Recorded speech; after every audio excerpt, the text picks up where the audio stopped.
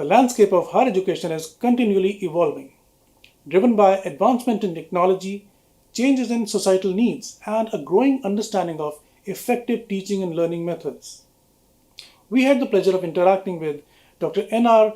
Alamelu, Principal Sri Ramakrishna Engineering College, Coimbatore, who shared with us the several ways in which teaching and learning processes at engineering colleges are developing. In engineering education, till a few years back, the pedagogy was a sort of a structured curriculum. The syllabi contents for the various courses as part of the curriculum, and then assessment, grades, degrees, etc.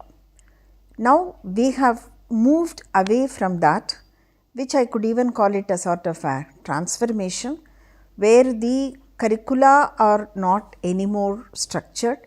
There is a lot of flexibility in the curriculum, which is eventually a choice based, learning outcome based curricula and syllabi. The students could register for the courses of their interest, of their choice, take up these courses. On the teaching learning process side, we have moved more towards student centric learning, where we will have to prompt the students, motivate the students for a lot of self learning initiatives as well. Because whether it is a research or a industry problem solving, what is expected from the graduates is that their ability to continuously learn. The technology is changing so fast that they cannot stop learning at any point of time. They will have to be learning continuously. They will have to be lifelong learners. If they will have to be lifelong learners, self-learning is part of the learning exercise. So, in the teaching learning process, effectively the relationship between a teacher and the student is becoming that of a mentor and the students, where the teachers will have to mentor the students to learn, create inquisitiveness, create the awareness to question, to experiment and to learn new things. Similarly, in the assessment also, we are drifting away from the examination oriented mark driven assessment. Rather, we are moving towards outcome based assessment, where the students will have to attempt a problem, find a solution for that, try something new on the hands on experience, eventually more project based learning, more outcome based learning, activity based learning. I think these are the changes which have been there for more than 1.5 decades now, but being looked at more seriously, more effectively by all the stakeholders of the higher education system, maybe during the last decade and about 5 or 6 years now.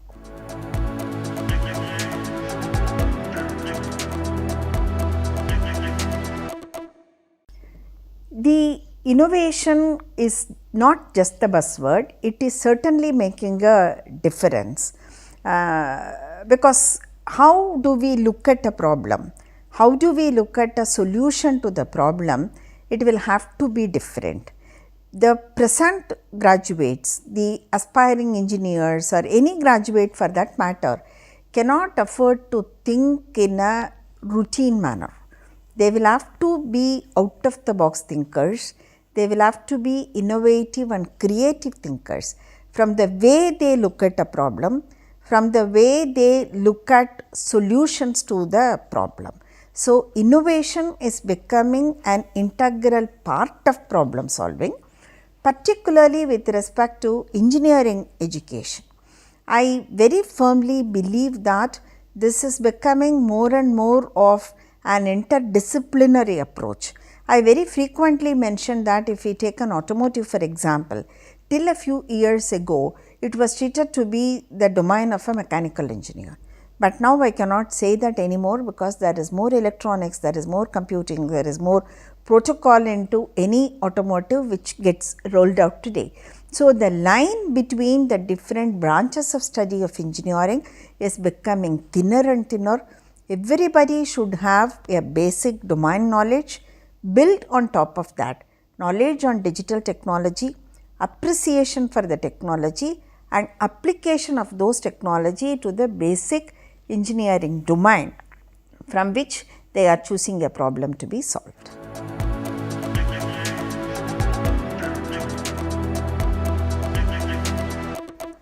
The innovation centers in the universities and colleges, they basically motivate students to think differently, to try hands on, whatever be the thoughts.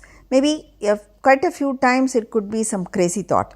After attempting something, the students may realize that this is not the way to go about, but still doesn't matter. They have attempted something which is different, which would certainly motivate them to travel through that path more vigorously, more aggressively, so that they are able to develop their thought process, the thinking process, to think different towards a problem solving.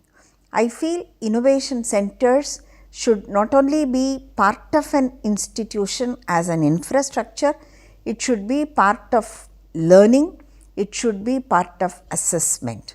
I say that it should be part of assessment also because during the initial periods of takeoff, unless the students are convinced that they will be assessed for this also, they may not show interest. Once they are convinced about that, probably it automatically becomes a routine process for them to be part of the innovation ecosystem as well.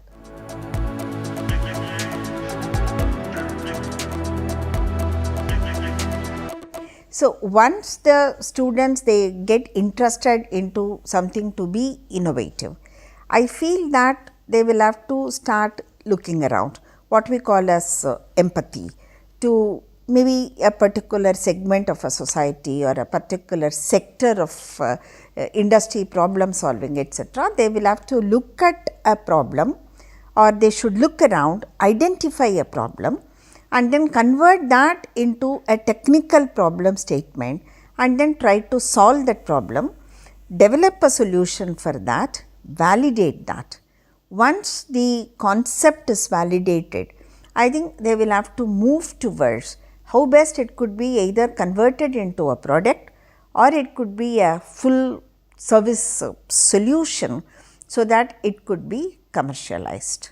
A team of members who get into such new attempts of either a product or a service or a solution, they will have to be motivated in an incubation center to become the founders of the startup, for which the mentoring support system, maybe some initial seed funding, once they mature, once they graduate, taking them towards a venture capital or other funding process, will have to build over a period of time in an educational institution, so that we are able to create job creators rather than the job seekers.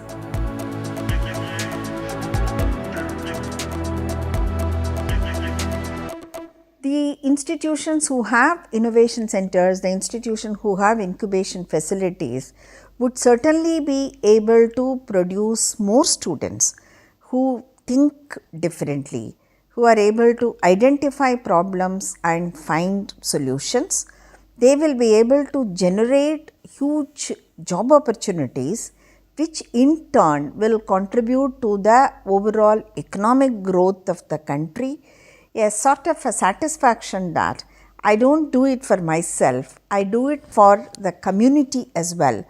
Because of me, about 10 families, 10 individuals, they prosper, and if this grows multifold, I think we should be able to meet with the expectations and the vision of the Honorable Prime Minister of the country as well.